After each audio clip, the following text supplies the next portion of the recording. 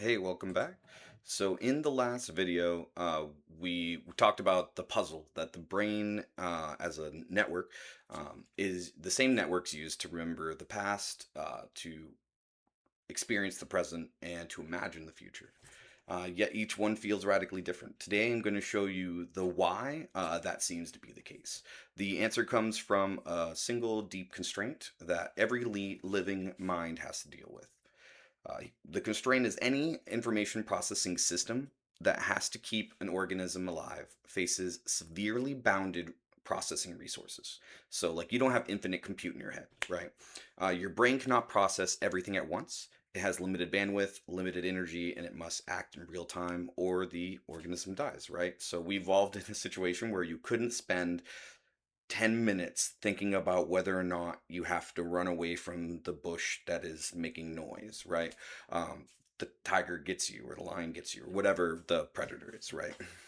So at the same time, it needs to do something incredibly useful. It needs to simulate the world, and it has to learn from the past while being able to act in the present and prepare for future possibilities. That sounds like it's not that big of a deal, but it's actually an extremely complicated system to be able to do that. And there's a reason why we're the dominant species on the planet, even though there are other primates.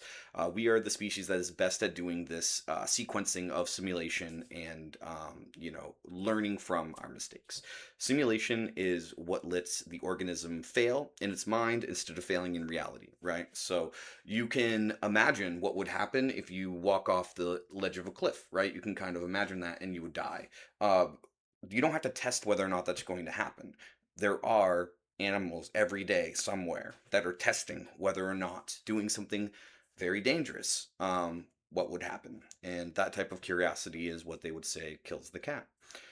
So the brain is forced to build a simulation architecture under very tight limits, right? While you're using your brain to do one thing, it can't do another thing at the same time. People think they can multitask, but the evidence says otherwise. And you certainly can't multitask on multiple complex things at the same time. So what does that force it to do? Uh, to maintain three functionally distinct representations of time, right? Um, your past, your present, your future. We take this for granted because it's what we've always done. These can't collapse into one because each serves a different survival purpose. This three horizon structure isn't a happy accident of evolution. It's what bounded systems must build if it needs to learn, act, and plan all at once. Now, here's the crucial part, the one thing that creates the difference in the felt experiences.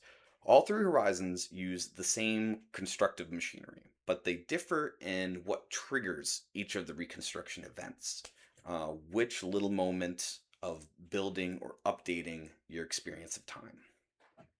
So think of these in like three distinct columns. In the past horizon, reconstruction events are self generated. You pull up a memory in your brain and reconstruct it. You control the speed. You can kind of like dial the speed down, speed it up, right? You can pause and like look around the room. Different people have different abilities of how well they can manipulate their memory and time and reconstructions like that. But these are things that humans are capable of doing.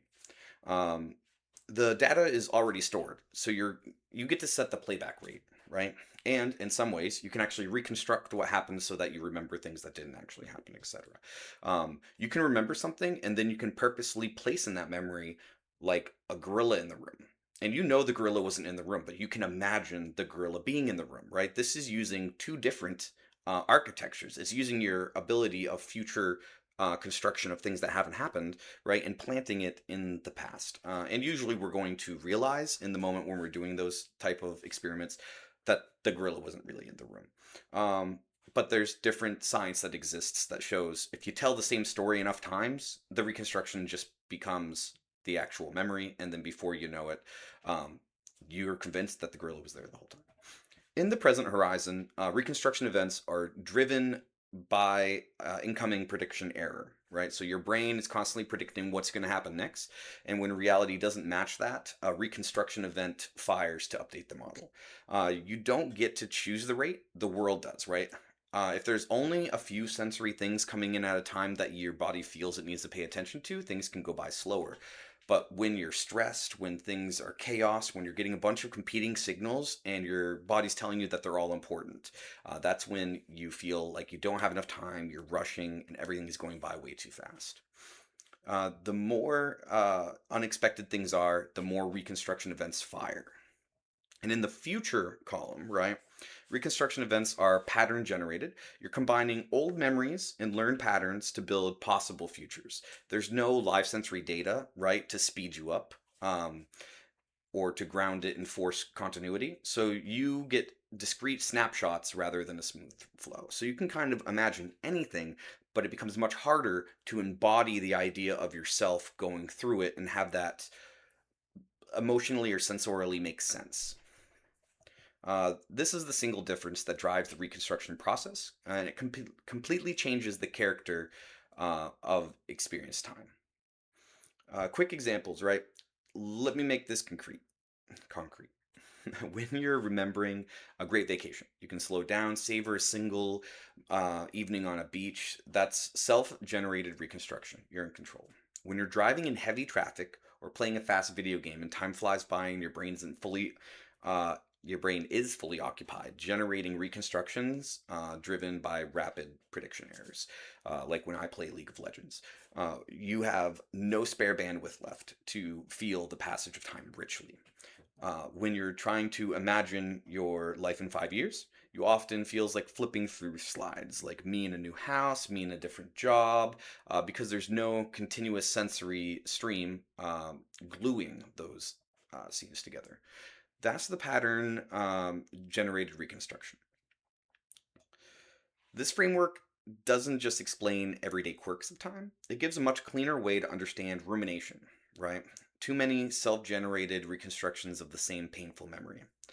Flow states, future anxiety, and certain time distortions in trauma and mental health. Most importantly, it shows that the difference in how time feels aren't mysterious or random. They are derivable consequences of one system doing the best that it can under tight constraints. In the next videos, we're going to look at each time horizon in detail, why the past feels elastic, why the present feels bandwidth constrained, and why the future feels like a low fidelity slideshow.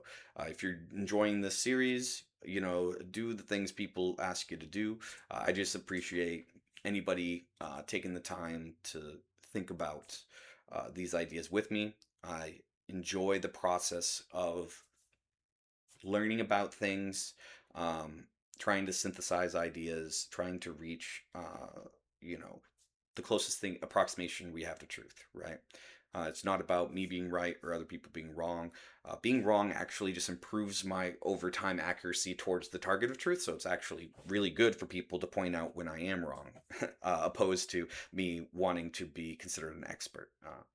So let's end it because the reason that I have to read from scripts is because I will go off the deep end and just give a million different examples of things. And I tend to tie ideas that are a little bit too disparate, which just makes the viewing experience suboptimal.